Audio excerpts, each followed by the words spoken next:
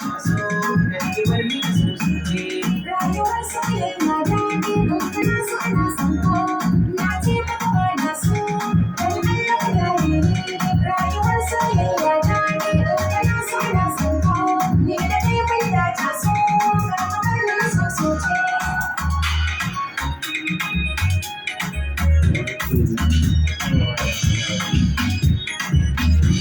Naji na yi amincewa da kirki sun nunawa tallafe da amar kauna da zuciya ta yi hutawa in kika amsa kina sona to wanda ne yau na cewa ki ce fa a raina ki ce da kauna sai so ki ban kauna kar ke fa